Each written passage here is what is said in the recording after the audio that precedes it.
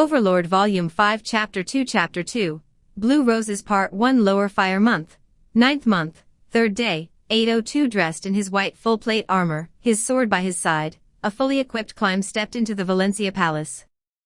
The Valencia Palace was roughly divided into 3 wings, and he had just entered one of them. This was the largest of the 3, where the royal family resided.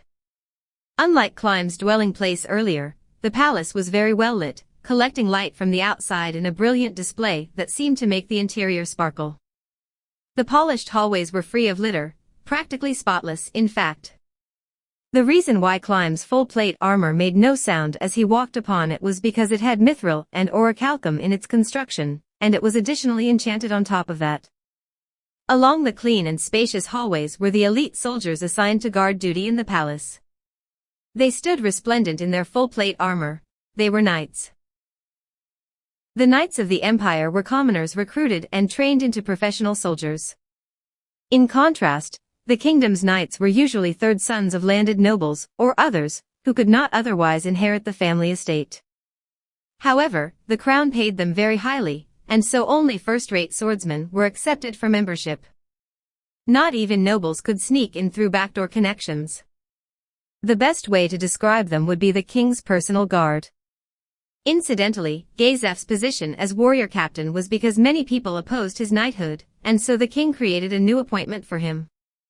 Since then, the group of elite soldiers that he had picked and trained personally were known as warriors. Climb nodded slightly to them. Almost all of them returned the gesture. Only a few of them did so reluctantly. The vast majority were sincere in their courtesy.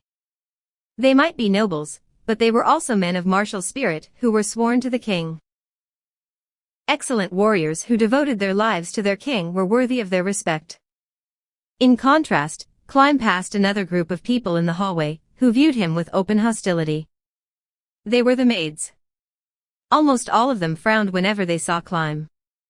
Unlike regular maids, the maidservants of the royal palace were all noble women who had come here to raise their own standing.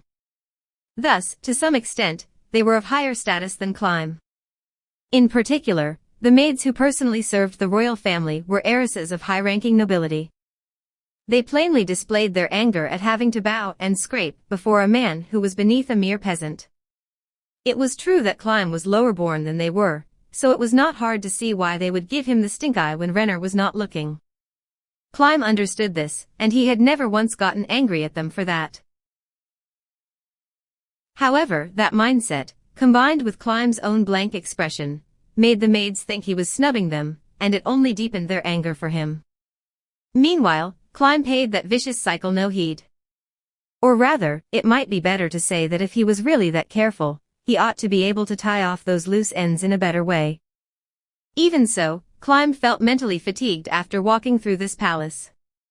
There were other members of the royal family in the palace besides Renner and Ranpasa III.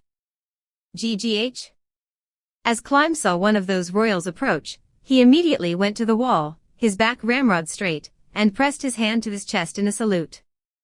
2 people approached him.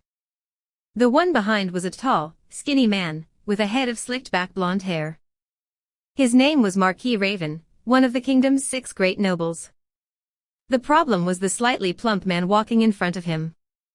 His name was Zanuck Valrianagana Rylvazelf. He was the king's 2nd son, and second in line for the throne. Zanuck stopped, and his fatty-jowled face contorted. "Oh, if it isn't Climb. Are you going to see Thart Monster?" There was only one person whom Prince Zanuck referred to a monster. Climb knew that what he was about to do might well give offense to a social superior, but he simply could not let it slide. "Your Highness. Forgive my impertinence, but Lady Renner is no monster. A gentle, compassionate and beautiful person like herself is more like the kingdom's treasure. She had solved the slave problem and proposed policies which put the common man first. If she did not qualify as a treasure, then what did? Granted, the nobles frequently obstructed her legislation and prevented most of her policies from being implemented, but Climb still knew how much she thought of the people. This gentlewoman wept before Climb whenever her populist policies were denied.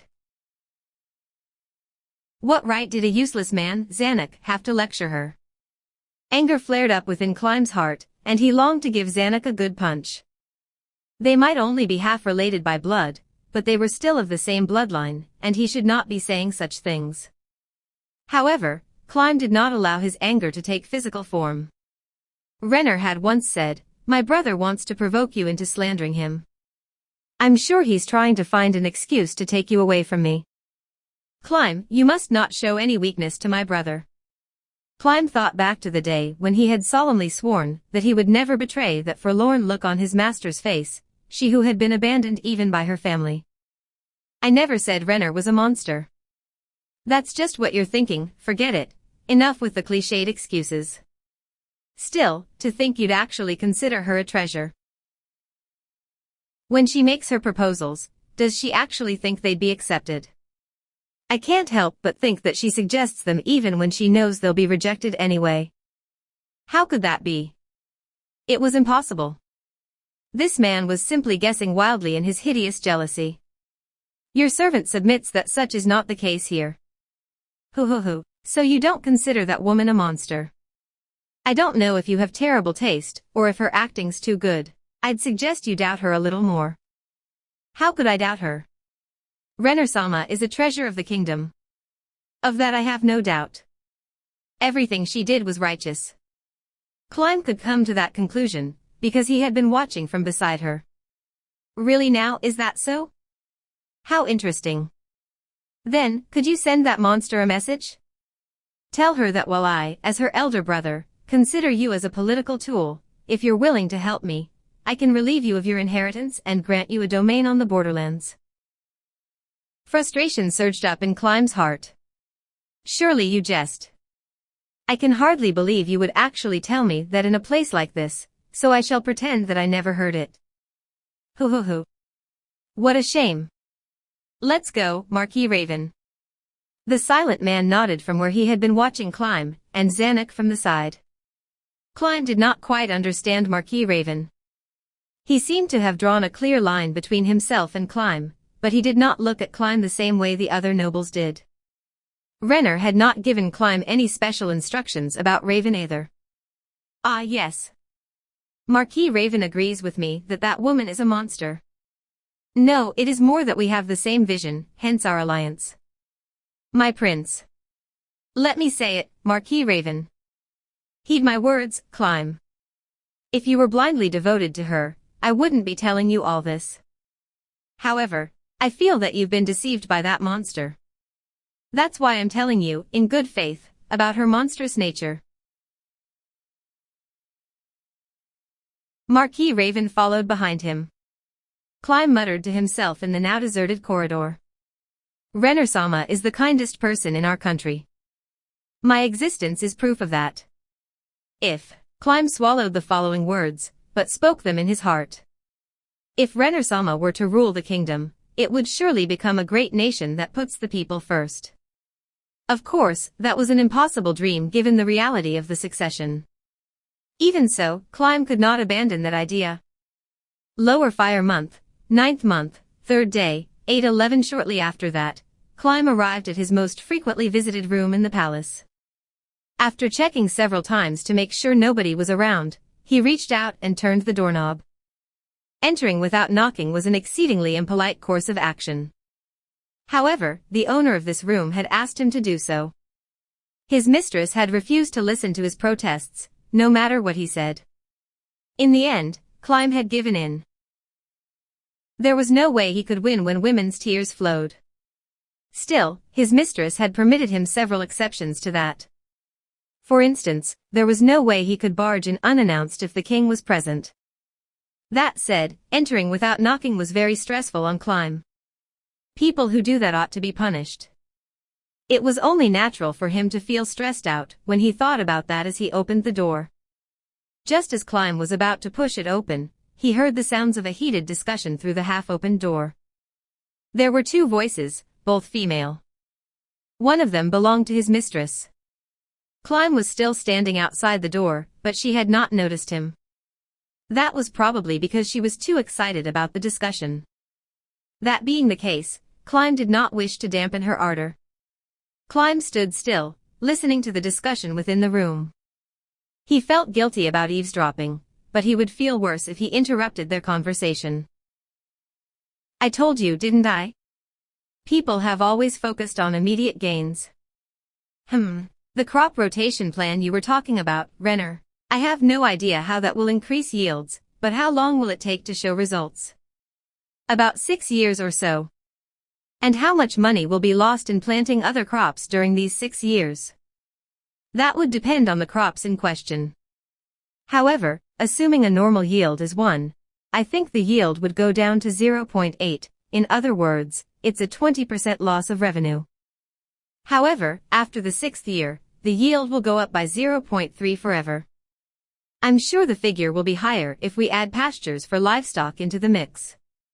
That does sound quite tempting, but can farmers really take a loss of 20% of their income for 6 whole years?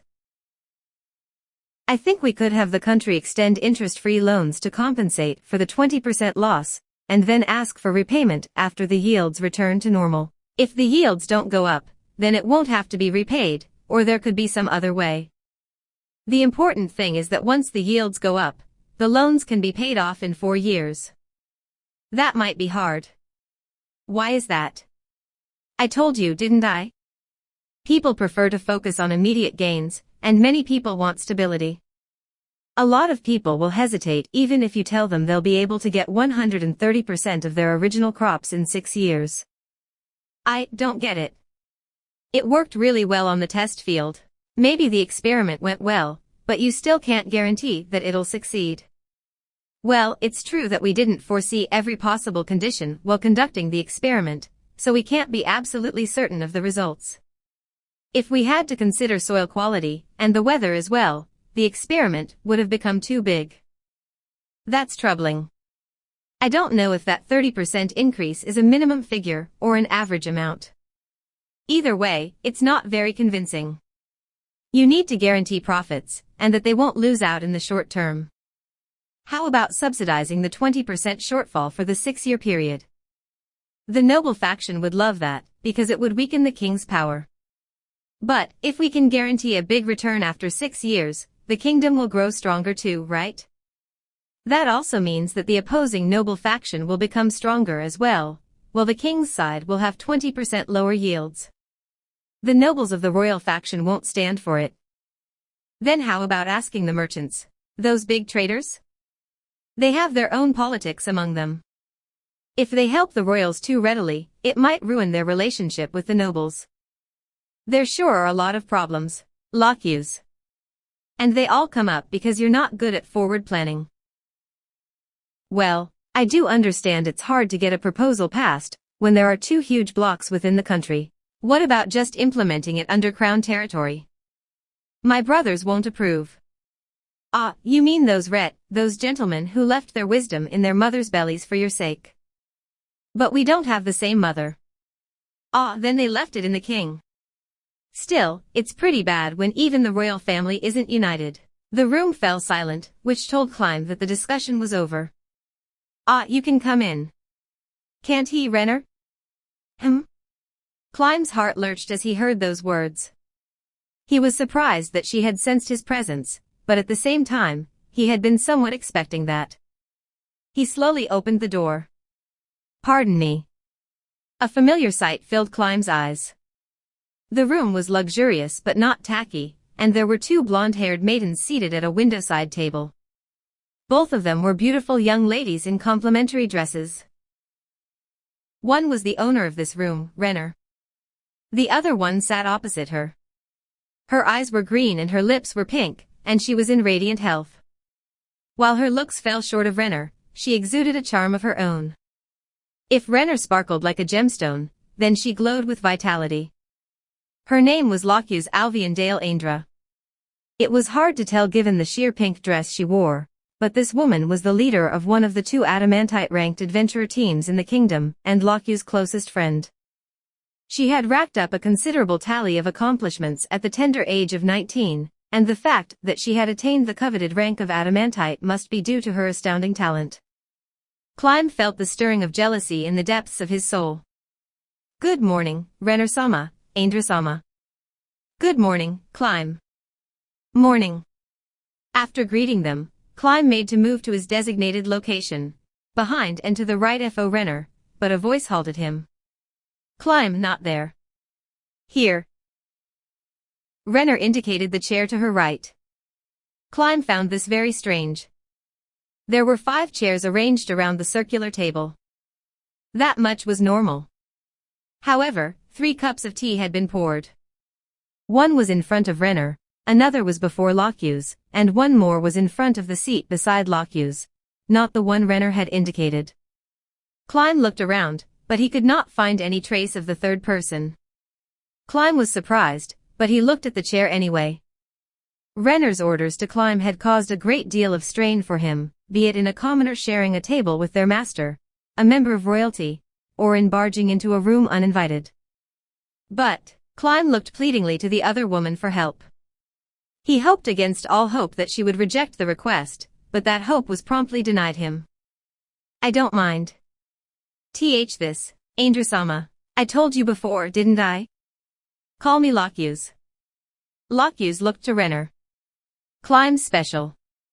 Meanie. Lockye's appended what sounded like a heart to the end of her sentence in sickly sweet tones, to which Renner replied with a note of mock complaint and a smile. Of course, that was if a curl of the lips which was not matched by her eyes counted as a smile. Andrew-sama, please don't tease me. Fine. You really are a stick in the mud, aren't you, Climb? You should learn not to get hung up on details like her. Teasing?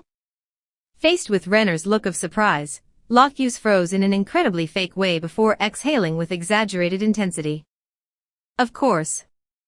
Well, Climb is special, but that's because he's yours. Renner's face flushed pink, and she clapped her hands to her cheeks.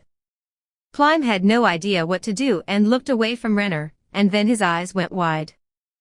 That was because there was someone seated in the shadows in the corner of the room, hugging their knees to themselves. She was a woman, who wore form-fitting black clothing that seemed utterly incongruous with the room's atmosphere. Wadash. Shocked, Climb grabbed at the sword at his waist and lowered his stance, prepared to protect Renner. Lockye's sighed. Now you've gone and scared Climb by taking on that stance. There was no caution or awareness of danger in Lockye's cool voice. Climb realized what that meant and let the strength drain from his shoulders. Understood, boss. The woman seated in the darkness sprang to her feet in an instant. You probably don't know her, Climb. She's a member of my team, it's Tina-san, Renner helpfully supplied. From what Climb knew, the adamantite adventurer team Blue Rose was composed of 5 women, the leader, and divine magic caster Lockye's, the warrior Gagarin, the arcane magic caster Evil Eye, and then the rogues Tia and Tina. Climb had seen the first 3 before, but not the latter 2. So she must be, I see. Her reputation's not for show. Given her long limbs and her tight-fitting clothes, she looked the part of someone versed in thief-type techniques. Forgive me. Pleased to meet you, my name is Climb. Climb bowed deeply to Tina. Don't worry about it. She waved casually to Climb, and then she silently stalked towards the table with the fluid grace of a savage beast. Then, she took a seat on the chair beside Lockye's. It would seem the tea from just now was hers. Climb carefully surveyed his surroundings to check for another unseen female. There were only 3 cups of tea on the table, so it seemed unlikely, but he did so anyway. Lockye's sensed the reason behind Climb's gawking and said, Tia's not here. Gagarin and Evil Eye both dislike stuffy occasions, but it's not that stuffy, is it? I'm wearing a proper dress just in case, but I didn't insist on them doing the same. Lockye's might have said that, but the fact was that etiquette required one to wear formal dress in front of a princess. Of course, Climb had no intention of saying that to the face of Renner's friend, particularly a lady who was a member of the peerage. I see. Still, it is an honor to make the acquaintance of the famed Tina-sama. I hope I will have the chance to benefit from your guidance in the future. Talk after you sit down, Climb. Saying so, Renner poured a fresh cup of tea. The tea which flowed from the magic item known as a warm bottle was piping hot, as though it had just been brewed. The warm bottle could maintain the temperature and composition of its contents for an hour, and it was one of Renner's favored magic items. It saw frequent use when entertaining important guests, though not at other times. Climb knew that there was no protesting this, and resigned himself. Thus, he sat down and drank his tea. "It's delicious, Renner-sama." Renner smiled, but in all honesty, Climb could not tell if it was good or not. Still, since Renner had made it, he automatically deemed it good. Suddenly, a flat, emotionless voice spoke out. "That girl should be gathering intelligence today.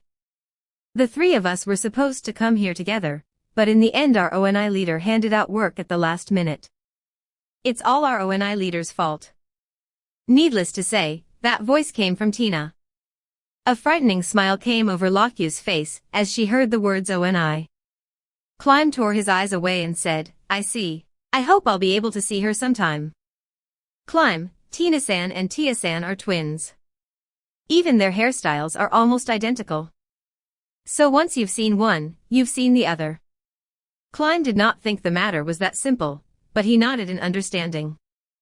Still, Tina stared unabashedly at Climb, making him feel uncomfortable. His original plan was just to bear with it, but then he realized that she might have noticed something about him, and so he made up his mind to ask her, "Is something the matter?" "You're too big." "Huh?" He heard, but he did not understand. After seeing the question marks popping up over Climb's head, Lokyus cut in and apologized. "It's nothing, just an in-joke. Don't take it to heart, okay, Climb?" "No, don't worry about it." "Really?" "Yes. What's the matter, Lokyus?" Climb told himself not to be a busybody, but Renner could not seem to accept that and interjected. Lokyus had a sour look on her face as she looked at Renner. "Really, whenever we start talking about Climb, I quiet. I didn't bring Tia along because she'd fill Renner's head with nonsense. So could you please understand that and not blabber on so much?" "Yes, ONI boss." Lokyus. "What's all this about?" Lokyu's face began to twitch once Renner began asking, and her expression turned depressed. She shifted her line of sight to Climb just as he was about to butt in. Climb, it looks like you really favor this suit of armor." "Yes. This armor is exquisite. Thank you very much." This was about as awkward of a topic change as there could be, but Climb did not want to embarrass a guest. After going with it, he idly stroked the suit of snow-white full-plate armor which his mistress had gifted him. It had been made with large quantities of mithril, and some orichalcum, and further enchanted, making it surprisingly light and tough. Blue Rose had supplied the mithril for its construction at no charge. Climb could not thank them enough for that, however low he bowed. Just as he was about to do so, Lokyus halted him. "Don't worry about it. We simply gave you the leftover materials from making our mithril armor." While she called them leftovers, the fact was that mithril was an extremely expensive material. Perhaps mithril-ranked adventurers might own a mithril weapon, while orichalcum-ranked adventurers might be able to afford the construction of a suit of mithril full plate. But only adamantite-ranked adventurers could give a suit to others at no charge. Besides, Renner asked me. How could I refuse? You refused to take my money. I had some pocket money saved up. It's not right for a princess to spend her allowance, don't you think? That's separate from my domain's income. I just wanted to use my own money to make Climb's armor. I figured you wanted to use your own money to make a shiny new set of full plate for Climb. If you knew, then why did you give it to me for free? Lokyus, you dummy. Given the circumstances, should you really be calling me a dummy? Thus did the fuming Renner and the giggling Lokyus go back and forth, in an argument that hardly qualified as an argument. As he saw this, Climb's face stiffened into an emotionless mask. The fact that he could witness a heartwarming scene like this was all thanks to being rescued by his mistress. However, he could not allow himself to express his feelings. Showing his gratitude was one thing, but behind that gratitude was a powerful emotion that could never be displayed. That was his love for her. Climb forcibly crushed that feeling and hid it away within himself. In its place, He repeated the lines he had repeated several times now. "Thank you very much, Renner-sama." As she heard the way in which he clearly demarcated the separation between the two of them, it was a hint that master and servant were in different circumstances. Renner smiled. Only Climb, who had observed her longer than anyone else, who had been watching her every day, could tell that her smile was tinged with loneliness. "It's fine. Now, I think we've drifted quite a ways off topic. Let's get back to the previous discussion. 8 fingers, you say? We were talking about how we attacked 3 of their drug-producing villages and burned their fields to ash. I doubt they can recover from that." As he heard that name, Climb mentally frowned under his iron mask. 8 Fingers was the name of the criminal syndicate writhing about in the darkness of the kingdom. His beloved mistress had taken action to suppress them. It was not hard to imagine the miserable fate of a village which relied on drugs to survive when their fields had been burned down. However, they were a necessary sacrifice to eliminate the drugs plaguing the kingdom. Perhaps if Renner possessed supreme power, she might be able to do something else. However, Renner had no backers despite being a princess. All she could do was perform the cold calculus of saving those who could be saved and abandoning everyone else. On the other hand, Renner might have been able to beg a boon of her father to attack them with authority or military force. However, 8 Fingers were deeply entwined with the nobles, and if word got out, they might well burn the evidence of their wrongdoing. Therefore, Renner had decided to directly employ her friend Lockuse. Climb knew this was a very risky path to take. Under normal circumstances, adventurers worked through the guild, and they were not allowed to take requests directly from clients. That was a violation of the guild's rules. Granted, he did recall that the guild could not punish its highest-ranked, adamantite-ranked, adventurers, nor could it expel them. Even so, it would still tarnish their reputation within the guild, and would surely lead to repercussions in the future. However, Blue Rose had accepted the task anyway, because they loved their country that much, and because Renner was their friend. Climb's gratitude towards Lockuse grew as she realized that she was willing to make sacrifices for the greater good. Lockuse decided that they should no longer talk about this anymore. She opened up the bag Tina presented to her, and took out a scroll. This was a document which nobody in Blue Rose could decipher. However, Lockuse felt that the smartest person she knew, Renner, might be able to make some head or tail of it. "We found this scroll while burning the drug villages. It looked like some kind of written order, so we brought it back. Can you understand it?" They opened the scroll and saw an expanse of symbols. They did not look like letters from any country's language. Renner glanced at them and casually replied, "It's a substitution cipher, no?" Substitution ciphers were a form of code made by substituting a letter or several letters for another letter or symbol. For instance, A might become and B might become. Thus, the symbols would mean ABBA. I thought so too. I tried swapping symbols around for hours, but I couldn't make any sense of it.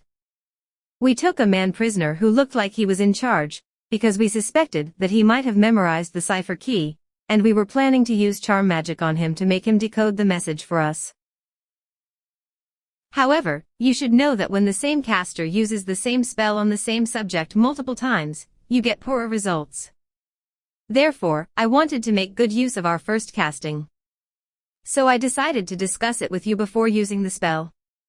I see, and the reason this was left there was because a trap? Or something more? If that's the case, they wouldn't use a code that was too hard to break. I don't think this will be very difficult. Renner's words left Lockue's eyes wide. She could not help but exchange glances with Tina, who was seated beside her. Unbelievable. But at the same time, they thought, I knew she could do it.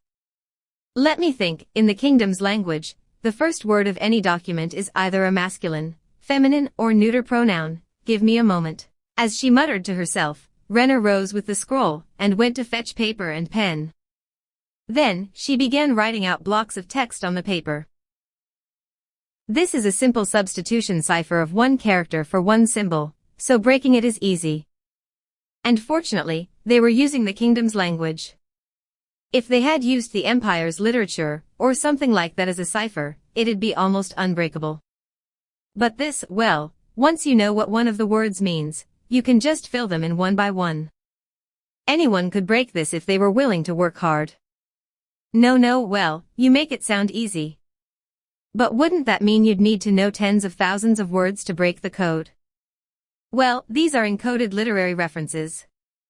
Those usually won't be too flowery, and they can't use words that are too complex either. So they'd have to make it simple enough that even a child could understand it. That narrows things down a lot. Inside her heart, Lockhews broke out in a cold sweat. Her friend made it sound so simple, but it was hardly as simple as she said. Still, she really ought to be able to do it. I can hardly believe such a genius really exists. Renner had brushed it off every time they met or talked, but Lockhews had never met anyone else like Renner, who deserved to be called a genius. As Lockhews trembled internally, Renner lightly said, saying it's done. Just a bunch of book references, before handing the paper to her. There were many locations within the kingdom written upon it, and 7 of them were within the royal capital. Are these drug storehouses, or other important bases? I doubt they'd put such an important document in an ordinary production area.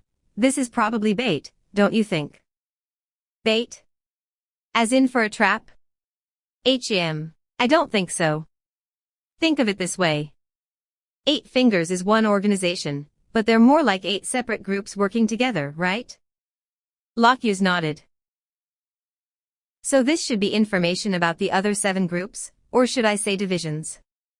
In any case, this is a way to deliberately leak information on everyone besides the drugs division to outside enemies, in order to briefly take the heat off themselves. In other words, they already gathered information on the other divisions for this. I didn't expect them to be totally united, but this is just ridiculous. As an adventurer, the notion of betraying one's comrades frustrated her. While we were already going to do that, we'd better not act too hastily, or else it might turn out badly for us. After seeing her friend, Renner, nod, Lockhews asked again, so what should we do about that brothel? I've heard it's a really vile place where one can experience anything they desire.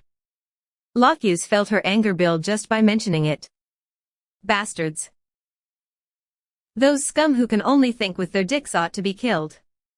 When she recalled what she had learned about the brothel in question, she was no longer a noble heiress, but a bold adventuress, and the curses welled up from inside her heart. The meaning of the phrase anything they desire went without saying. It was certain that no few people, men and women both, had been murdered for entertainment. In the past, when slavery had not yet been criminalized, there were quite a few such bordellos operating in the underworld. However, thanks to the friend before her, the slave trade was now illegal, and those establishments had faded like dust on the wind. This particular location might well be the last illegal brothel in the kingdom. For that reason, they would not shut down easily. One could imagine what sort of determined resistance awaited them.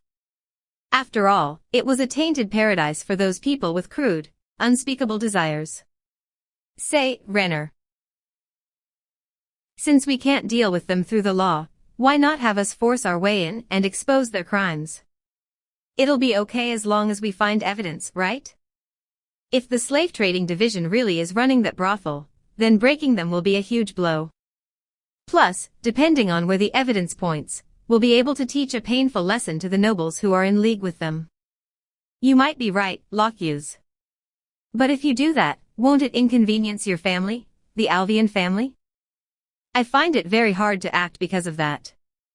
The same thing goes for the other members of Blue Rose, but having Climb barge in there alone seems almost impossible. Your servant deeply regrets his lack of strength. As she saw Climb bow in apology, Renner reached out a hand to take Climb's own and smiled. Forgive me, Climb. That wasn't what I meant.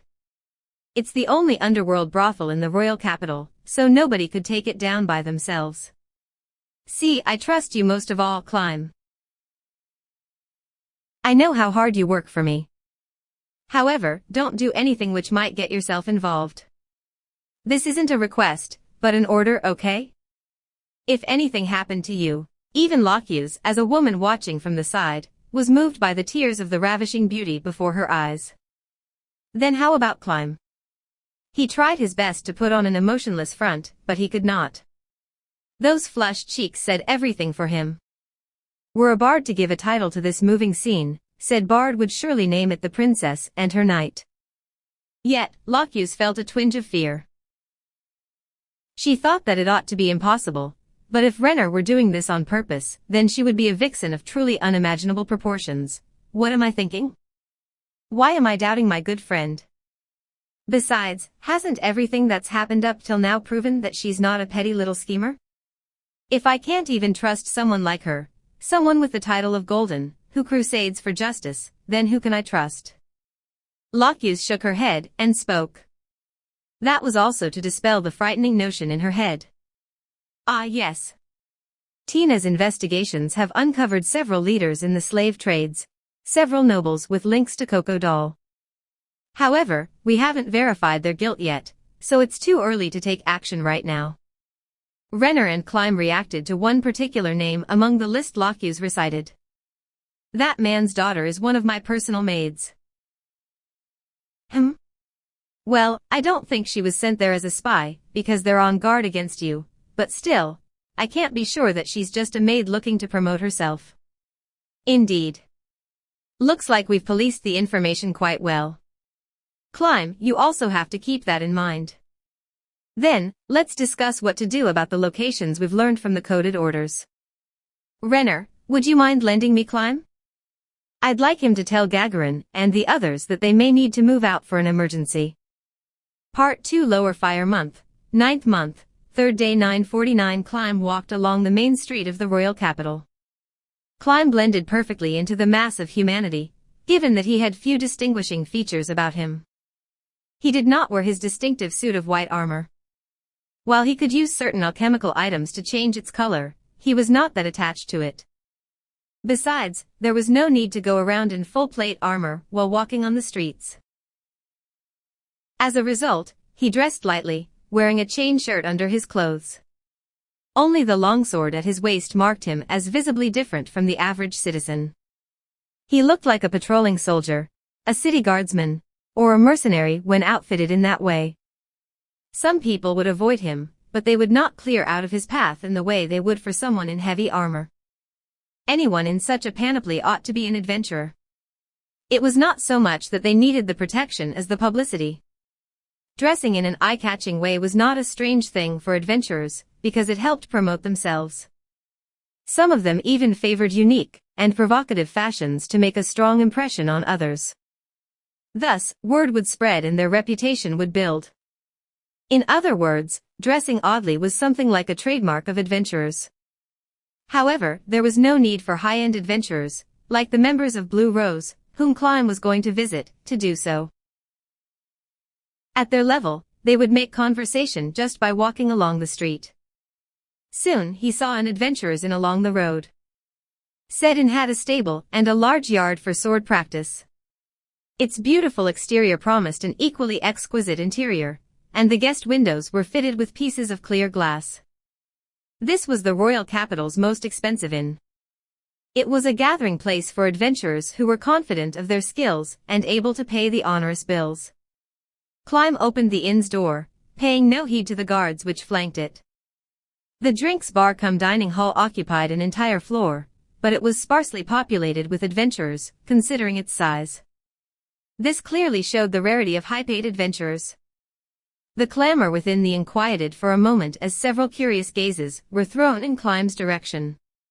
He did not mind, and looked around the interior. Most of the people in here were powerful-looking adventurers. Just about everyone here could defeat Climb with ease. Every visit to this place made Climb realize how tiny he was.